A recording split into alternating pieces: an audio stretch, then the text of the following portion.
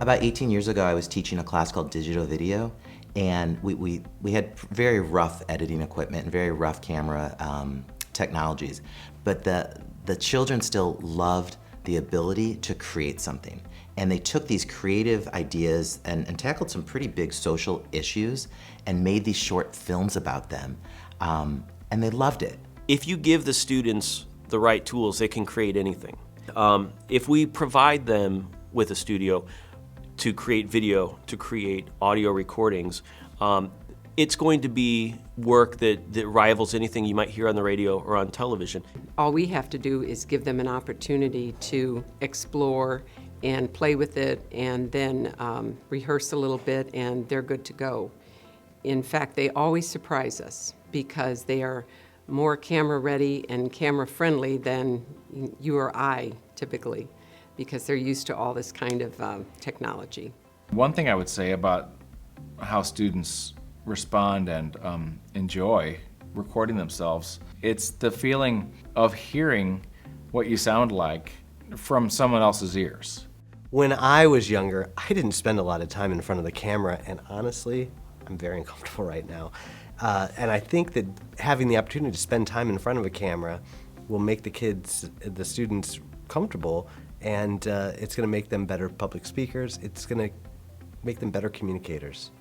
Video is such an emotional language that they can add the music, the text, the titles.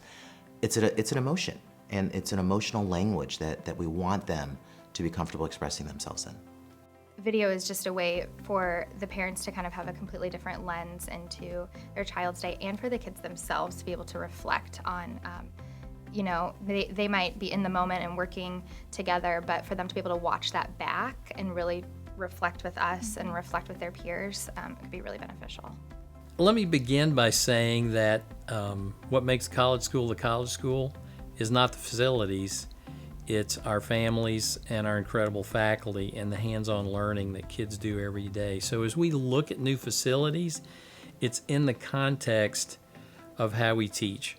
A number of faculty went out, visited a recording studio that had been in a repurposed residential house, and found that without making very many structural changes, we could easily convert a portion of the yellow house into a recording studio. So moving forward, two things that we've looked at that we think will work nicely in the yellow house that we can implement rather quickly are a recording studio and a visual library. A library that would store all of the visual information that we gather and create as part of our school. The Yellow House is really going to play to the technology piece of STEAM, I think, by introducing them to all sorts of audio, visual, and technologies that they're going to be able to then put into, creating some really cool artistic things like films and recordings, photography, performing arts. A place where a student can be interviewed with very high quality sound is really one of our top needs in middle school, because we're creating radio podcasts, we're creating videos. Field Ecology creates an outstanding movie every year, but the missing puzzle piece for us right now is that studio space where we have good sound recording. Here at the college school, we're able to make videos, and it just gives us kind of a modern skill set that I think the market is kind of turning towards as a way to advertise products and stuff, and I think that's something that'll definitely be useful in the future. It's cool to see the college school look into the future and say, to recognize the trends of like, yeah, everyone's doing videos, everyone's on YouTube, everyone's telling stories in very dynamic ways, and how can we equip our students to be better prepared to be a part of things like that, because those are going to continue to infiltrate every industry. I didn't work on the Field Eco movie, but it was like a proud moment for me because my friends worked on it, and like the teachers didn't do that. That was something that we did as students, and it was just like, I don't know, it was made me feel really proud to know that my classmates actually put something this sophisticated together, and like you could show this at a conference, you could we show did show it at a conference. We did show it at a conference. Area, right, where we've got great acoustical panels. That would be so Oh my God, that would have been so helpful this year or last year. Any student that had this sound room available to them, what to do with it is to use it as much as possible. Like I said, the only thing that holds us back are the tools that we give to them. They always live up to the challenge. They always create things that blow us away. Every time we go into a class with final projects where they spend a lot of time, invest a lot of energy in creating something, we're always surprised, pleasantly surprised by what they produce and what they share. And we're always eager to share what they've created with the broader community.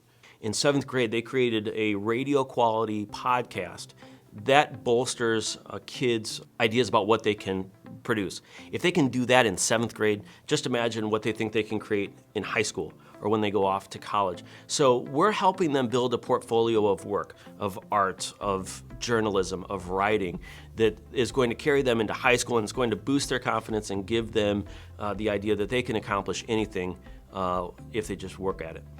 About 5 years ago, we asked people to raise their paddles for 2 specific projects. One was the theater renovation, and the other was the purchase of the Lamar Creek property. People got really excited because they could see that what we were asking them to contribute for was something real and tangible. And we raised probably 4 or 5 times the amount of money we typically raised in that traditional paddle raise. And since then, we've done a number of projects that have been funded specifically by the contributions of people's generosity during that paddle raise at the auction. I want to be very clear about this. This is not some sort of master plan that we're putting on the shelf and raising money for 3 or 4 years till something happens. If you donate tonight, that money will go directly towards remodeling the Yellow House and buying the equipment we need, and we're going to be in there in September using that facility for new students, for elementary kids, for middle school kids. Everyone's going to benefit from that. So it's an investment in the future of the school, but it's also an investment in what your kids are going to be doing next year.